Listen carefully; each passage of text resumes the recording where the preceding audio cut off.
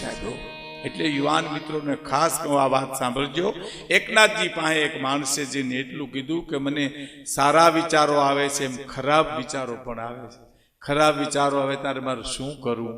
એટલે એકનાથજી કહે એ તો હું પછી તમને વાત કરીશ, જવાબ તો પછી આપીશ, પણ તમારી હથેળીમાં મારી નજર પડી ગઈ. તો શું છે? તમારું 21મે દિવસે મૃત્યુ તમારું છે. રેખાવું જોઈ ગયું. ઓલો કે શું વાત છે? તો કે હા 21મે દિવસે તમારું મૃત્યુ છે. બોલો હું ચર્ચા કર્યું? તો હવે કાંઈ નથી કર્યું. એ મને જવા દો, ઘીરે જવા બેહો બેહો ચાપી જાય. નહીં નહીં નહીં મારે જવા, ઘીરે જવા. આવ્યો ઘીરે હરી કાઢી હાંભળ્યું તો કાદ પૂરું થઈ ગયું. 20 દીનો મહેમાન છો.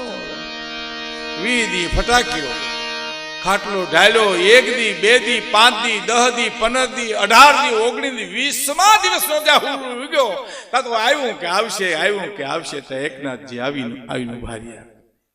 જવાન મિત્ર, તારી ઘાતમાં તું બચી ગયો. હે બચી ગયો. ખાટલામાં સ્પ્રિંગ ઉલરે મૂલ્યો હતરંગ ઉભો થયો. હું બચી ગયો? તો કે હા. એમ તમે હું મને પૂછવા આવ્યા હતા? એકનાથજી કે હું તો તમને પૂછવા આવ્યો તો સારા વિચારો આવે. એમ ખરાબ વિચારો આવે તો ખરાબ વિચારો આવે ત્યારે તમે શું કરો? તમે આ 20 દિવસમાં કેટલા ખરાબ વિચાર કર્યા? ઓલો કે એકેય નહીં.